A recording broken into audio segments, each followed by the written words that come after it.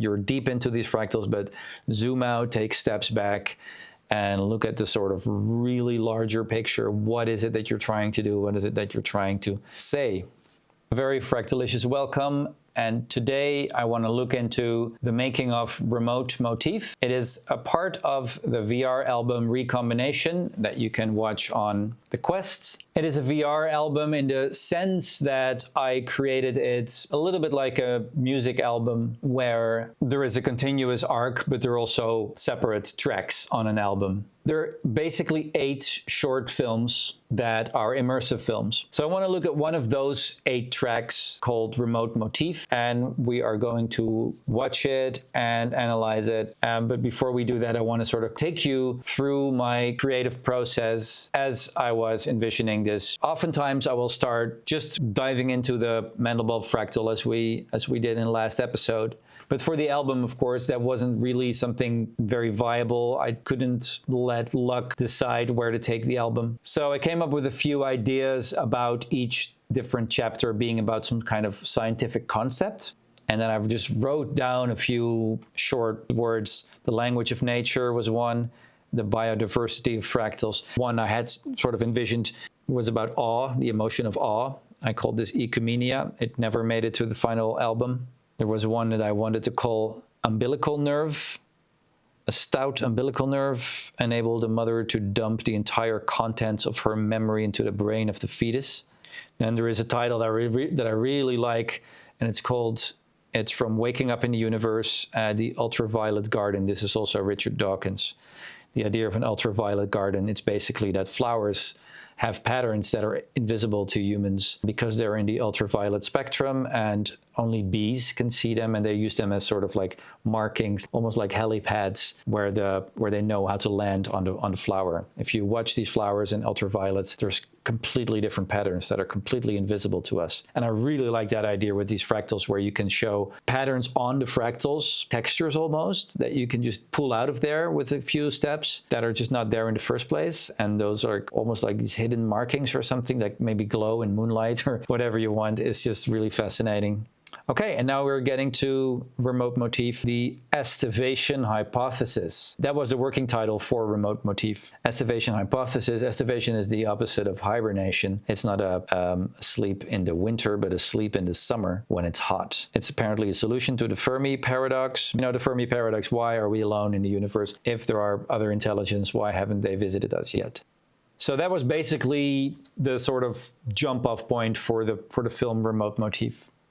So it has 2 parts. The first part is basically on Earth, and the second part is in space. And I really wanted to show these ancient temples that feel like they're on Earth, but why have they been built? They look very alien to us. I mean, I know there are actual temples on Earth that already look alien to some people, and people speculate on them. There's no evidence, by the way, for any of that they're aliens. Usually they're human-made, but it's, of course, a very fascinating concept. So this is what remains of what I wrote. Coming from the temples, a planet-based shrine starts to signal to the outer space. We see multicolored energy radiating. The camera moves up. We now see a planet in empty space, radiating the colors outwards. We keep following this energy until space starts to bend and beautify. Very ineffable. We are now in a nebulous world.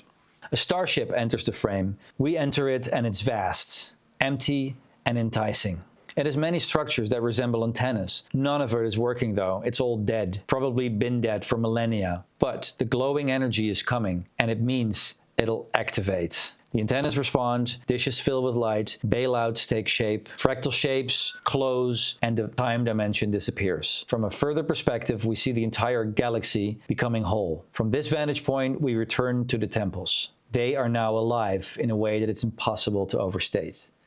Okay, I wrote this basically rambling, trying to use a lot of words that sound all beautiful and great. And I think only half of what I wrote actually made it into the film, which is a bit of a shame because it could have been better. But what I'm basically trying to do is I'm trying to set something up in the beginning. These are the temples on Earth that are dead, devoid of life. Then there is this radiant color, which is a little bit like what we discussed in the last tutorial when we were looking at the chromatic aberration or chromatic glow effect. It didn't really work on a bright background, but it works great on dark backgrounds. And that effect, it would resemble something, some energy, some alien life force. And by showing that effect in a few different contexts, our brain can somehow like comprehend that and will weave a story out of that stuff. So now we're in space and we're doing all these crazy things. I was like imagining fractals that I had already made that are sort of have this space theme that I can sort of use and put together. And then these things opening up, antennas or dishes or whatever. Bailouts take shape. I wrote like bailout is also this something in Mandelbulb, right? And then the time dimension disappears. I mean, I have no idea how to visualize that, but it sounds cool.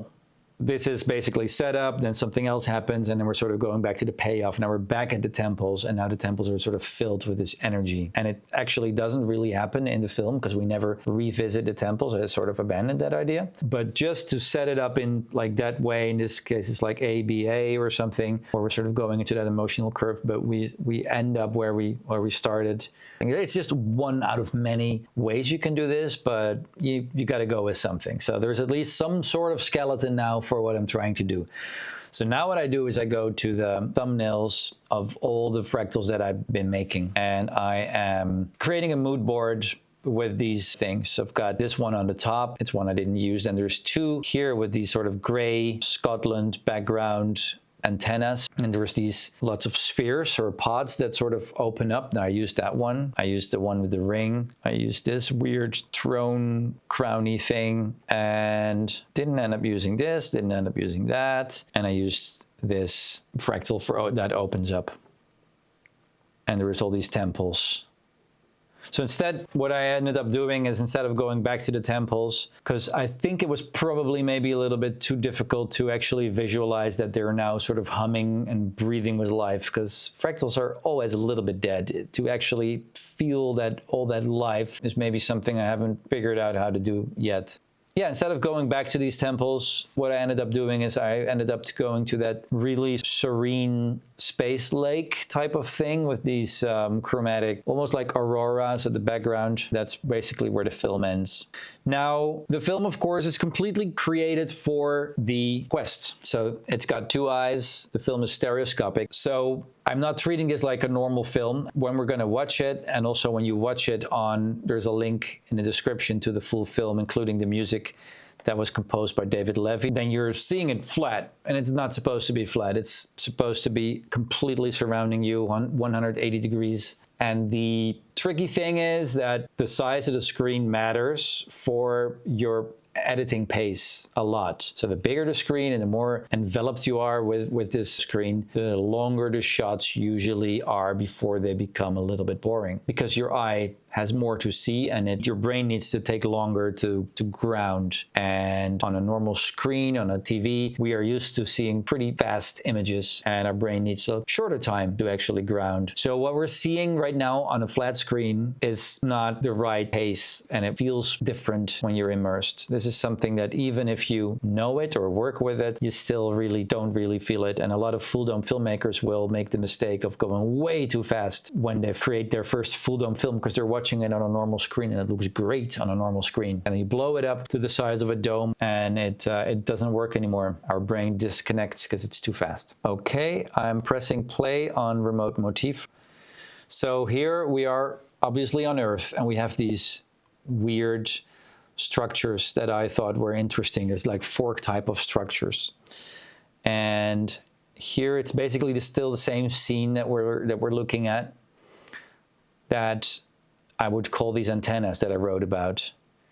So maybe there is something already on Earth that is sort of trying to pick up a signal, something from outer space. I feel that these are antennas. Now I guess we're on Antarctica right now. I put this this floor on there, and these weird temples that feel like golden, and they're like all different and weird, but this shot looks really good in VR. And now we're under the ice, so we were above the ice. I'm connecting this shot. This feels very much like an ice cave to me. We already see a little hint of the chromatic aberration here, and now we're back on top of the ice, but we're now in a more nighttime situation, and we can start seeing that aurora in the Milky Way as well. And then there is this weird structure that the aliens must have built right here on Antarctica, right? So this another strange temple, and we can see that glowing aurora light already emanating. This shot looks also really good in VR, I must say. Like all the detail on the floor. This shot, it doesn't look that good in VR actually. It also travels a bit too slow. But the auroras together with the Milky Way and the stars, that looks pretty cool. And then this is this like mysterious tunnel that we're in. Maybe this doesn't really have directly a connection with the rest.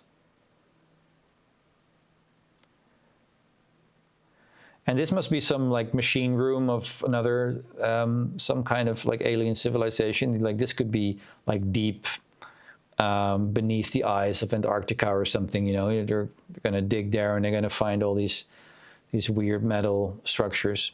Now this is sort of the transitional thing. So until now, everything has been static. Only the camera has been moving. Now the fractal is starting to move. So this is the first time that we're introducing a movement from the fractal. The fractal starts to, it's not really happening yet, but yeah, it is happening very slowly across the whole shot.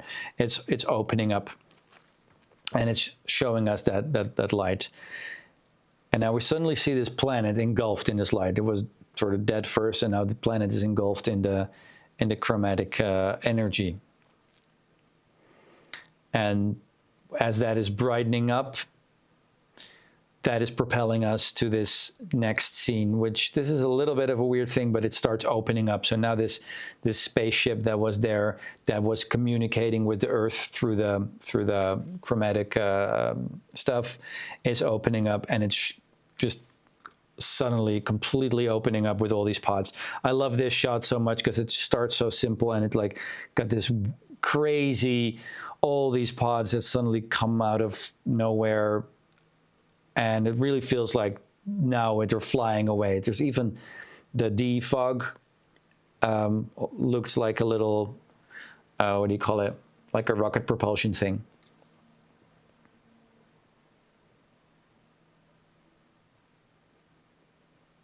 With the music, this is great. I've got it off right now because of copyright issues. So when that sort of starts that transition, and now we are in this huge, all these shapes. Now this, again, this looks fun on a screen, but in VR, in stereoscopic VR, this entire thing is just moving in front of us and from above to below. I think it's really powerful. It really, your brain doesn't really know what to do with it. And with the music, it's great. We're still in that space, so we still have the star background, I think, across this whole film. And this is basically what is animating here is a Julia. So it's just the Julia parameter that is animating, and it's giving us all this cycling through all these weird things. And again, things start to grow and come towards us and slide off into below us. We're not obviously seeing the whole thing, like the whole thing. There's much more than you see just here, where this is basically only a front view. I would probably not make it like this because it's still fun to watch. But yeah, it's different. And also in full dome, this shot looks great because there's so much negative space, like a black background with like bright things happening. That is perfect for planetariums that are based on projection systems, which are 99.9% of worldwide planetariums at this point. Hopefully that number is dropping to LED domes where you don't have that problem. But for planetariums, it's really great to have these black backgrounds. That's why also stars and planets are great for them. Okay, now we have this other weird fractal. I think I just put it in here because I didn't really know what to do with it. But again, I've got this. Yeah, this is like maybe some. This is a little weird kind of connection thing. that's happening with that propulsion of the chromatic stuff. Put the chromatic stuff in here as well. This strange ring. This is one of those polyfolds I talked about in the last tutorial. So just the polyfold is just moving, and that's actually all that's animated here, creating this thing that like all these things that sort of like orbit through this like hoop. This shot, I think I had a different shot in here, and it's fine, but it's not as good as the rest, and this is very hard to render though. That's I think why I wanted to put it in there.